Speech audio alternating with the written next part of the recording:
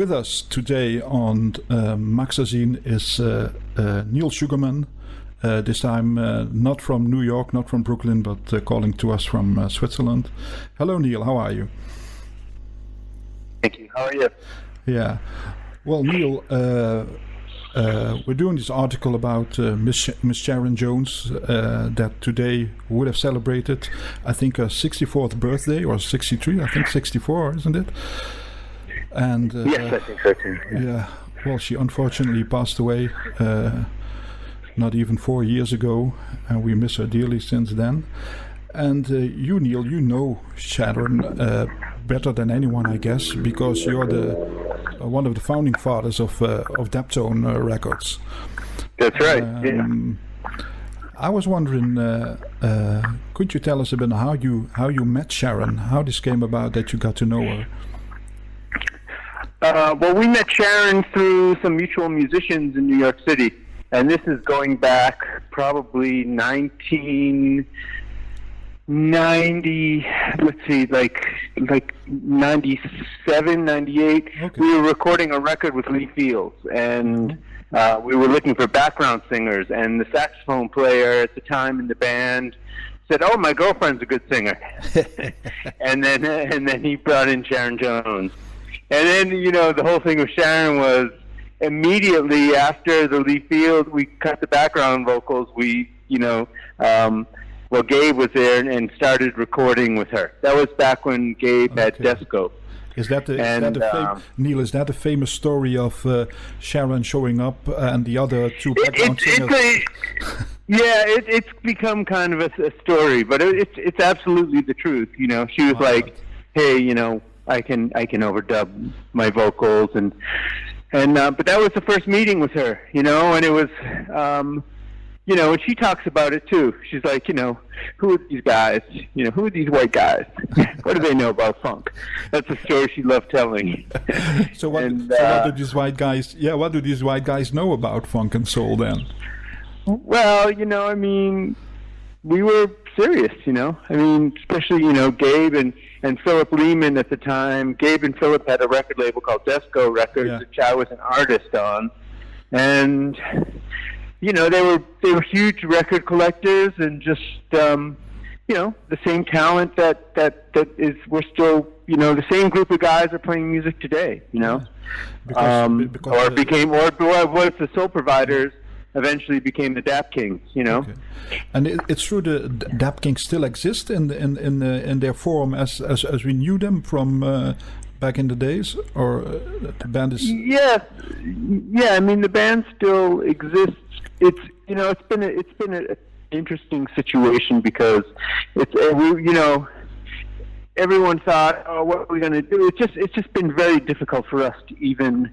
We'll never be able to replace Sharon Jones, and that was never even.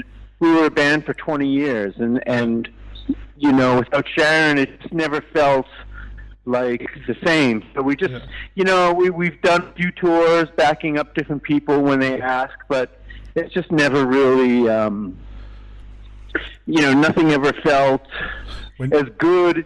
To take a step, everything felt like a step backwards without Sharon, So we're still, obviously all the musicians are still in touch, and we work on stuff, and we're in the studio from time to time, and Daptone is certainly moving forward, and we're working with new artists, and continue to make records, and continue to celebrate the records that we made with Sharon and Charles Bradley as well, and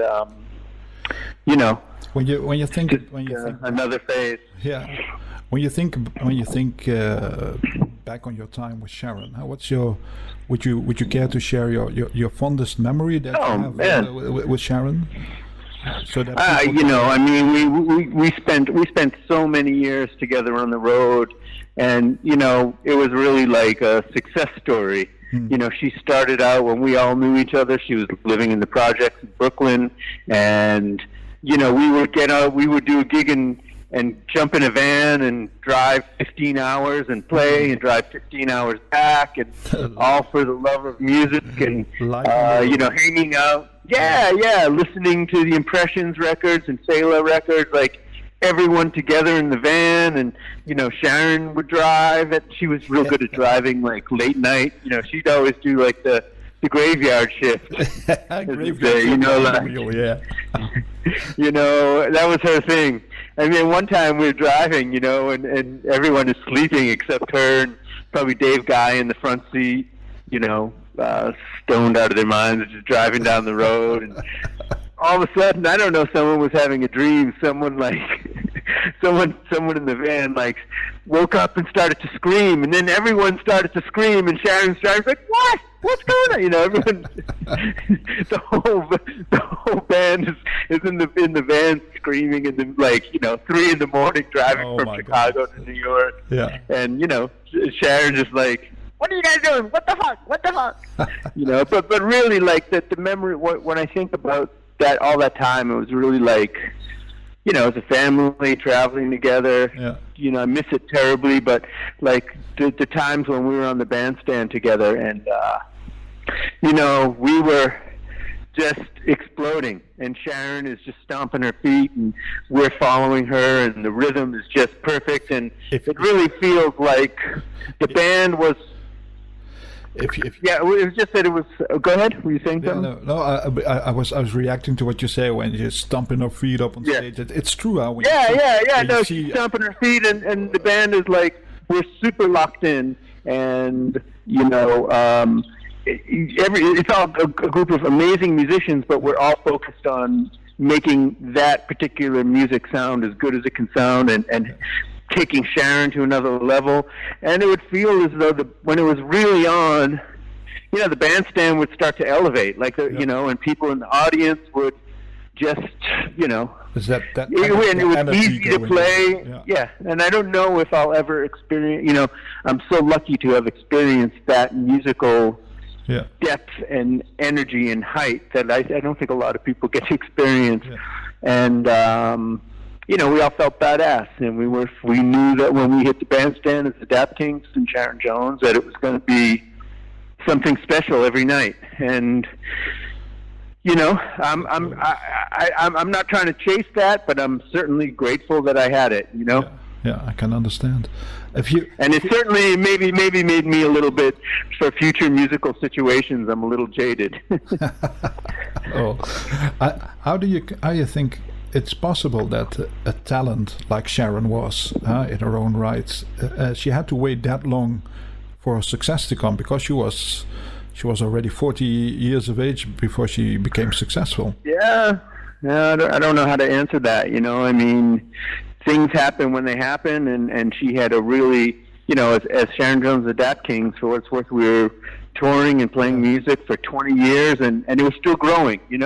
I do believe if she was still alive, we would be playing bigger, better venues, and we'd be even more demand. And that's just who knows what would have happened if she had started when she was in her 20s. Maybe she would have. Or if she, I don't know. So it's just, that's a tough question. But we were all, by the time, none of us were super young anyways. And by the time we were rolling, we were mature and we could handle it. And we were grateful for every moment. Perhaps it was just the magic between the band and her. I mean, the magic's there. That's clear to see. What would you think if I want to ask you, what do you think? There's this, it's going on for years, and in Holland it's coming up as well. There's this soul revival, or a soul heritage music that everybody seems to like more. What do you think the value of Sharon Jones in that perspective is? Well, I think that we were it's a tough one, but for sure, I think the Dap Kings and Daptone were the first label and artists kind of picking that legacy back up and doing it at a high level, which I think paved the way for other bands to be able to do that. It's like, hey, that looks great, and we want to do that, and it's cool. It's great music, and it's great music to play and great music to listen to, and you have a legacy of going on 60 years of this music being recorded to draw from. So, it's more than just, it's like a, they say, like Latin music, for instance, or great folk music. There's a tradition and a legacy. You want to move it forward, but you have to really understand the nuance in the past, and it always still sounds good, even if bands are playing in the style of a band from the 60s or 70s. You can't pass that, and otherwise, and really understand that music. You have to be able to play every decade and understand it. And but it's always, everyone always says there's like a soul revival. That's been going on for years. Yeah. You think there might be any new kids on the block, young cats that can stand in the shadow of Sharon, or to take it further? I hope so. The difference is, to me, is like Sharon was at a point in her being in her 60s now. So she was in the 60s and 70s. She was already in her like late teens, early 20s, and what I'm nervous about is that people lost the connection to gospel music, which is really, really important. Yeah. She lived through that, and I hope that she's not the last sort of generation of singers to really encompass that direct lineage from the gospel music of the 40s and the 30s and the 50s into the 60s, 70s, 80s, 90s, and forward.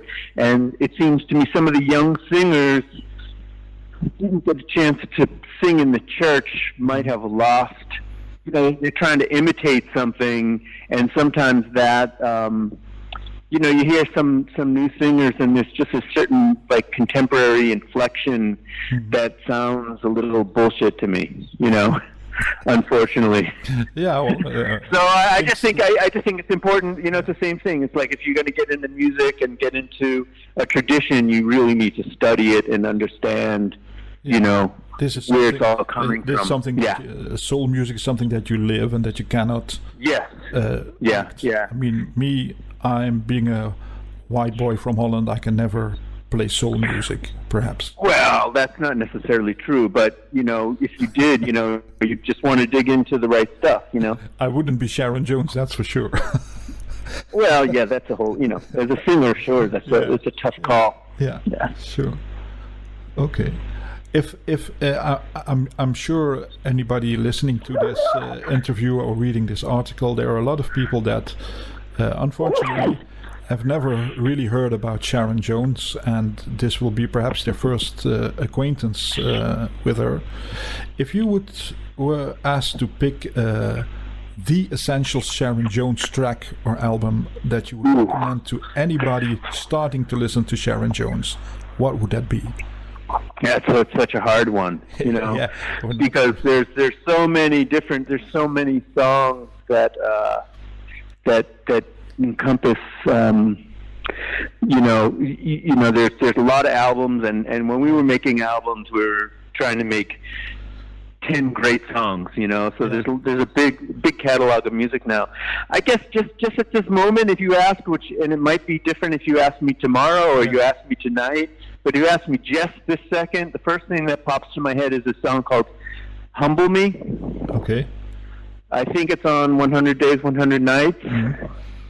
And it's like a real classic sounding Staxy kind of track that has a real gospel influence, and it's just talking about her as who she was, like just it was it sort of talks about, hey, if my head gets too big, let me know, humble me. Yeah. And I want to say and be grateful for what you have, and thanking the universe and everyone and everything for where she is and how she got there, and that she doesn't need more, she doesn't need less, she just needed to be in the moment. And then there's a gospel song called "Answer Me," which is another song on 100 Days. That it's just like there were these songs that she just was able to get so deep inside, and those were a few of them. Yeah, those were songs that were not sung but felt. Yes. Okay. And what was her own personal favorite to do on stage?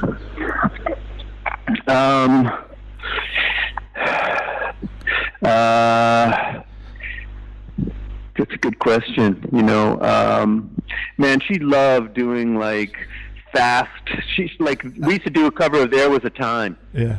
And she would love that, because she could really do a lot with it, and she was a performer, and a song like "There Was a Time" when she could break the band down, and she could dance, and she could call musicians out, and that's what she loved doing, is like performing, and there are certain songs that she allowed her some freedom to move around the stage and bring people up on the stage. That's she loved that. So it's now like unfortunately almost 4 years ago that she passed away, sadly. The last time, the last months of her life, was there still music for her? Oh yeah. I mean, we were, she wanted to work up until the very end, so we were working. I mean, we were on the road, right up until she couldn't work anymore. And then she was, in New York, and we were all with her, right up until the very end. The whole band was with her in the hospital, and she had a couple of strokes at the very end, and Gabe and I were with her when she had the last stroke. She came in, we were in the hospital room with her, and all these, and she was pretty sick, and all these doctors are coming in like, who are these guys? And she's like, these are my family. This is my family, and they're like, what? And so we were really with her, just up until the very, very end. We were all staying up there, and she couldn't talk at the last point of her life, but she was just singing these gospel songs over and over and over and over, Yeah. I can hear it in your voice, and I can feel it when you talk that you still miss her. Yeah, of course. She's the best. Yeah. I think it must be unbelievable, because it shows also when you see the live performances, when you hear the music, that this is more than just an interpretation of music. This is like you see a singer that's interlocked with the band. It's family. Yeah. Unbelievable. Yeah. Yeah. So how would you think? What could we do to keep the music of Sharon Jones alive? Hey, I mean, it's all there. This is a really amazing time in history for people to access music. Yeah. You have these streaming services that are just always available, and it's incredible. It's incredible how much music is at people's fingertips, and how you can explore different things. So I just recommend everybody to listen to Sharon, and if you're listening to Spotify, you can put a couple of songs in, and it creates that algorithm, and often it's pretty on point. There's ways of people to explore through Sharon's music, other soul artists that they may or may never have heard before. It's just a beautiful genre of music that always feels good, and you put it on in your house, and everyone reacts to it. It's honest. We will put it's positive. We will put a little Spotify top 10 playlist of Sharon Jones music right here on the bottom of our article for people who don't know her, can get to know her. Neal, I mean, I really want to thank you for being so open-hearted with me about your musical life with Sharon Jones, and my pleasure. It's great to talk about it. The way that you talk about it, it tells us also that you guys and Sharon were really a top team, and you loved each other to death. So it's good to hear, and we will keep the memory of Sharon Jones alive through kind of these articles, and who knows, we'll talk about her later again in another time. But for now, I want to thank you for your time and the interview, and the fact that you wanted to talk to us about this great singer. Please keep in touch. Okay. Will do. Thank you.